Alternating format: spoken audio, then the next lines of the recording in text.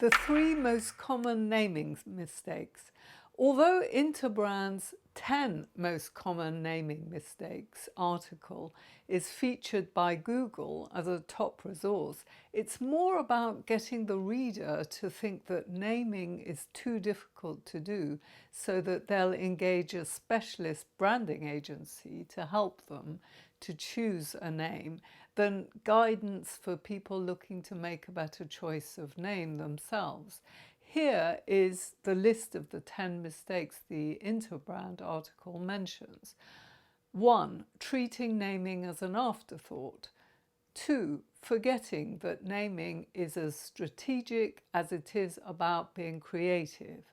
3. Underestimating the importance of a good creative brief. 4. Confusing the need for information with the need for differentiation. 5. Overlooking complex trademark issues. 6. Ignoring global implications. 7. Thinking everything needs a name. 8. Making it emotional. 9. Underestimating the story you need to tell at launch. And 10. Ending the verbal identity process at a name. Now, Interbrand is a respected marketing consultancy specializing in brands and branding management and operates out of 24 offices in 17 countries. Now, although it won't be obvious just from reading their list what the article has to say about these mistakes, the references to brand strategy and story are not really likely to be helpful to a small business owner aiming to choose a name without the help of an agency. Interestingly, some of the mistakes the article highlights, such as around trademarks and checking the meaning of the name in other languages, are actually mistakes that branding agencies make when choosing a name for their clients. They invariably leave the legal dimension till the end of the project, which is a clear sign that they don't understand the entwined nature between names and legal availability. Otherwise, they would do trademark checks on names themselves before handing over to their clients, but they don't do the most basic trademark checks. I can understand that they'd leave more extensive searching for the client to arrange themselves. However, most agencies just hand over a name they've only checked out on Google, domain and company registers, if that. It happens all too often that as soon as we run checks on the trademark registers, the names put forward by the agency for their clients are immediately knocked out. So instead of getting 5 or 6 decent names, they end up with just maybe one name that merits a full search. Interbrand is a worldwide agency. It was founded by John Murphy, who pioneered the art of brand valuation, that is, measuring the accounting value of a company's brands as assets. He stimulated the development of branding as an aspect of business, and the agency has traditionally combined branding with intellectual property because they clearly understood the connection between the two. This understanding is sadly lacking in the small business sector in most parts of the world today. It's to address the gap that exists between brand creation and brand protection that I've introduced a new product, Brand Tuned, to support the small business end of the market to access IP expertise during the branding process.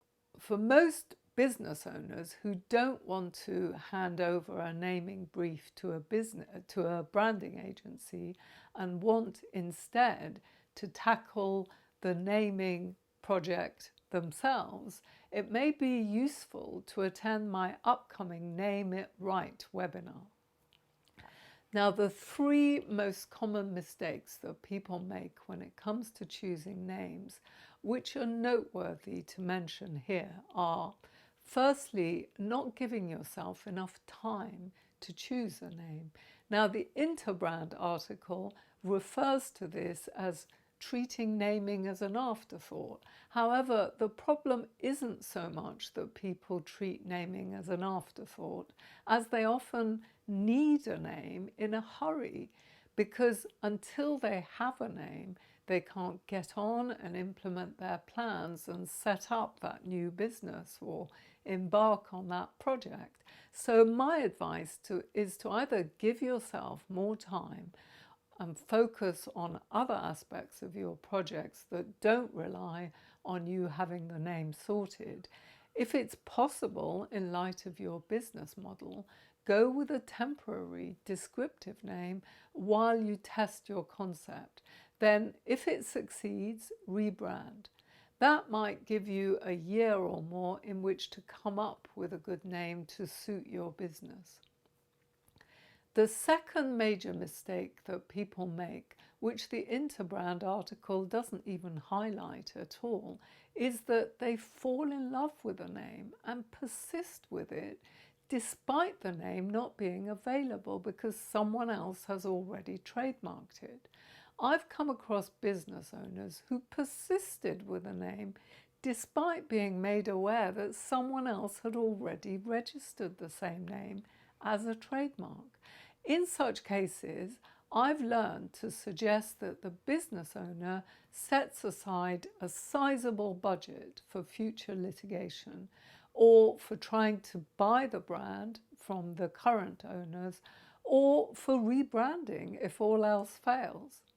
And last but by no means least, the third most common mistake is to choose a name that's too descriptive to function as a trademark. Now, descriptive names are those that describe the goods or services too blatantly to be capable of being trademarked.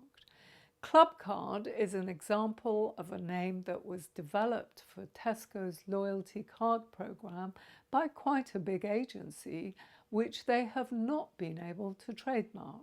Now, descriptive names include British Telecom, Business Networking International, Worldwide Fund, Hong Kong and Shanghai Bank, etc.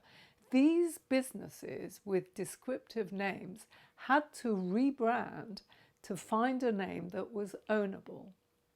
In such cases, businesses either have to choose a totally new name, or sometimes they might be able to use initials.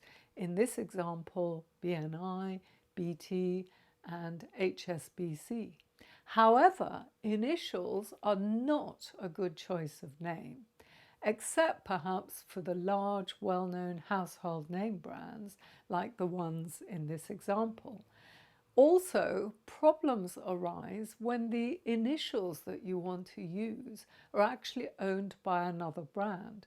This happened when both the Worldwide Fund and the World Wrestling Federation wanted to rebrand to WWF.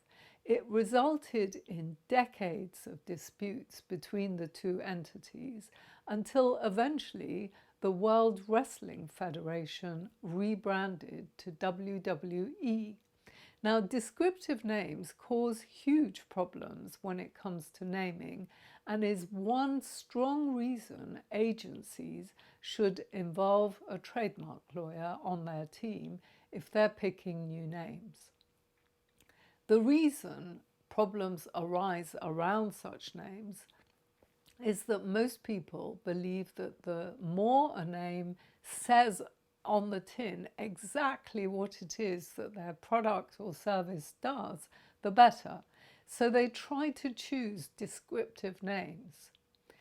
However, if you choose utterly banal, non-distinct names, they're not ownable, so you miss the single biggest opportunity that's available to a brand to stand out. Descriptive names are weak because they're not ownable. That means they are generic terms that everyone else who offers similar products and services needs to use. Such names don't challenge, excite, or mentally stimulate us. They require little imagination and they reveal nothing about the personality of your brand other than exposing your lack of creativity. When you draw from a limited pool of descriptive words, you sound like everyone else, making your name blend in with competitors' names.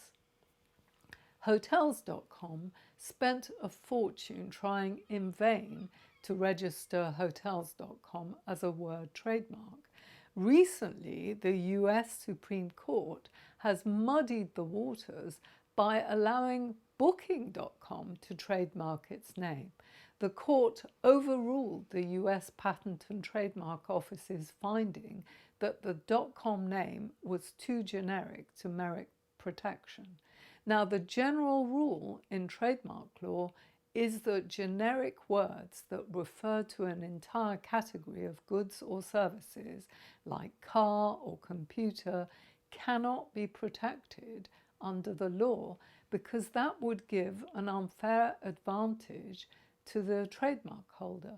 So even though Booking.com has secured a trademark protection, it is still much more difficult to enforce your trademark rights when you have a name that is borderline descriptive. They may not be able to trademark the name in many other jurisdictions.